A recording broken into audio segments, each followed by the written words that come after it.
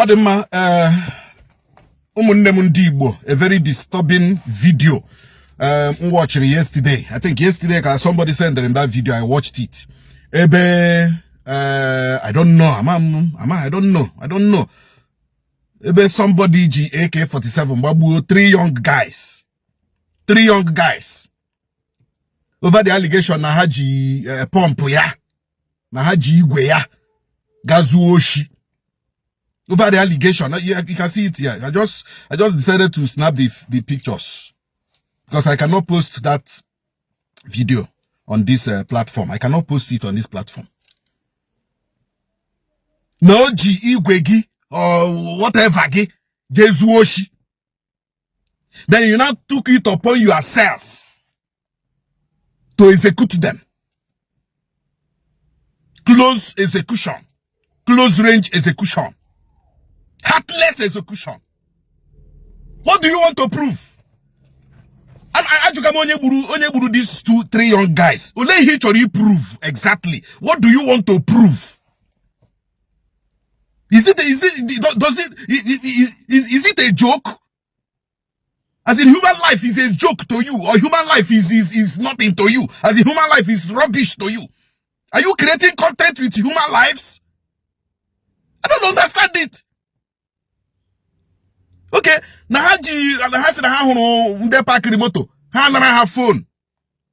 That was the confession I had. Have phone. I wouldn't have hebu, but nde park remoto na akoko here. And I have phone. Na haji pump po.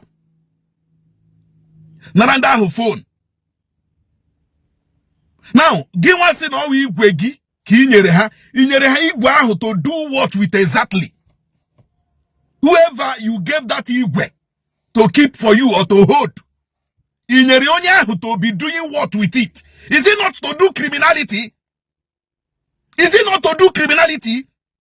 Give one on when I say no oji gwegi jesuoshi, oji gwegi meka, go on when he got dishi, no dia, he got dishi no so dia. They can want fi wewu, ni jibe hi gwen ka hi jibabu maka, zuoshi, make kidnapping, menta, mimo, he got dishi no dia. Asonyo bodebo, asonyo menalepo. Asonyo de nalepo. Kiga dishiro so jeji Ndigbo.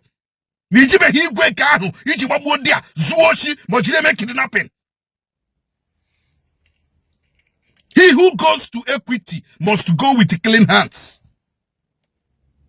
He who goes to equity must go with clean hands. Ihu nu na-eme na Ala Igbo. Ihu nu na-eme na Ala Igbo. Ụgwọ ya na-abịa. Ụgwọ ya na-abịa. When such a thing, such things are happening, police may we condemn, Tiger Base may we condemn, DSS may we condemn, military may we condemn. Unu no kwenu. Unu no si no wo ndede protect Ala Igbo. Lotishi waste ye umunne made to. 3 generations wasted, young guys. Oh, I can't hear 30 years. I don't think no one can even hear 30 years. You know, my questioning on a school. You know, my questioning on a school. Now, we're humble. But you know, they were recruited into criminality. Oh, I cannot eba dowara pump.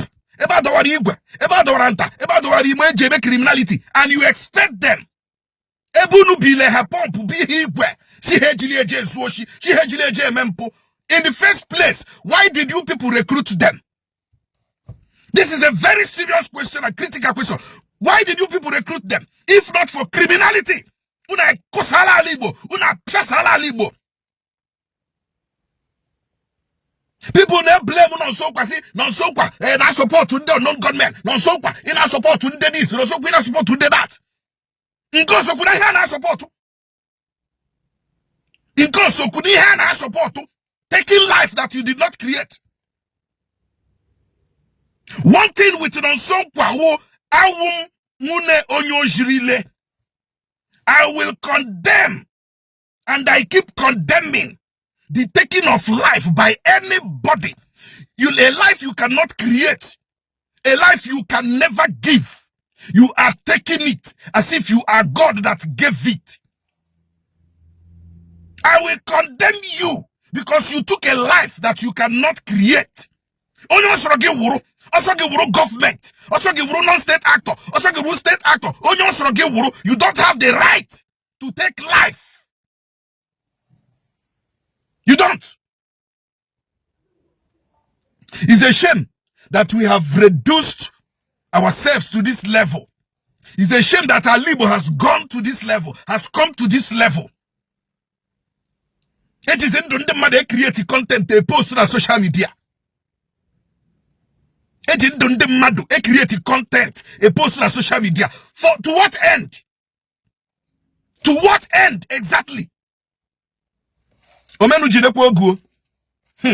Omenu jidekwa oguo. Ihe m na-amaghị agaghị amam. Ihe m na-amaghị ishie na ọdụ ya agaghị amam. Ọ gaghị ahụ m. Mana eke mana orie mana afọ mana nkwọ. Onye si n'isi na nso kwa dị mma ije achụ aja nke ka a ga-eji wa aja waka eye ore. Awụ ezigbo onye obodo. Ezigbo nwa afọ Igbo. Ihe unu na-eme n'ala Igbo. Obido igwe nurukwa olu m. Okike abịa ma nurukwa olu m. Ndị ichie nurukwa olu m. Aka m ụkwụ m adịghịkwa. Onye ọbụla gọrọkwa isi onwunye. Maka na mgbe consequences ya ga-abịa, ọ ga-abịa ka ebili mmiri. Ịhụ na ọbara ndị a na-akwafu n'ala Igbo, ma ọbara polisi na-akwafu, ma ọbara amị na-akwafu, ma ọbara military na-akwafu, ma nke ndị unknown gunmen na-akwafu. Mgbe consequences ya ga-abịa, ọ ga-abịa ka ebili mmiri. Ewepụkwa m ezinụlọ m, mụ na ezinụlọ m na consequences ahụ mgbe ọ ga-esu. Ewepụkwa m ezinụlọ m, ewepụ m nne m, ewepụ m nna m, ụmụ m, ụmụnne m, onye ọbụla bụ onye agbata obi m, aka ya dị ọcha. Ewepụ m ha, agụpụ m ha, agụpụ m ha, agụpụ m ha, agụpụ m ha, agụpụ m ha. Iwurukwa nwa afọ Igbo, lakwa je eme ihe a mere now. Because when the consequences will come, ọ ga-abịa ka ebili mmiri, onwekwe ihe ga-akwụsị ya. Then, gị na onwe gị ji ndụ ndị mmadụ create content n'ala Igbo. Akwụkwọ nsọ sịgo, ome nke ọ na-eme gaa n'ihu, ome mma gaa n'ihu, ome njọ gaa n'ihu. At the end of the day, a ga-enwe day of reckoning. Mana dịka nwa afọ Igbo mpụ, mfu ihe ọjọọ, I will condemn it. Mfu nke na-adịghị mma aga m ekwu ya. Mfu nke na-adịghị mma aga m ekwu ya. Kwụsị n'ihe unu na-eme ọdịghị mma. Dịka na ha dịka na bie. Odogwu adịghị eme odogwu na bie. Ichi ikpe ike na ibu dike na ibu dimkpa na ibu ọgbọ egbe. Ọgbọ egbe na-agba na mba, ọ da-agba n'ụlọ. Ọgbọ egbe ọ na-agba na mba, ọ da-agba n'ụlọ. Ekwuchakwa m ya ka m kwuru ya na eke, kwuo ya na orie, kwuo ya na nkwọ, kwuo ya na afọ dịka nwa afọ Igbo, ọfọ na ogu ise. Onye nwere ntị ya nụrụ.